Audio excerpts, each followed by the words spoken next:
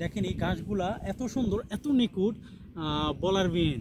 মানে মরুভূমির মাটিতে যে ঘাস হয় এরকমভাবে, মানে বলার না। এরা কিন্তু এটা কিন্তু শ্বাস করা গাছ, ন্যাচারাল, বাট ন্যাচারাল গাছ কিন্তু এটা কিন্তু অন্য জায়গার থেকে এরা আনছে।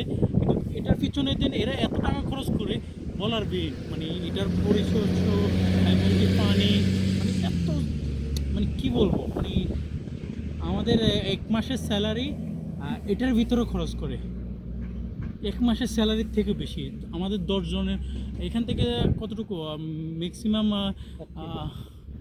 কত, মেবি 100 মিটার, 100 মিটার হবে, এতটুকু দূর, 100 মিটারের উপরে হবে, বাট আমার আইডিয়া নাই। পুরো ঘাস লাগাছে, কিন্তু এটার ভিতরে এত সুন্দর লাগে বলার বিন। মানে গাছটা এত সুন্দর, এত নিখুঁত। দেখেন এটা অরিজিনাল একটা গাছ, একদম অরিজিনাল। মানে বুঝলাম না এত সুন্দরভাবে।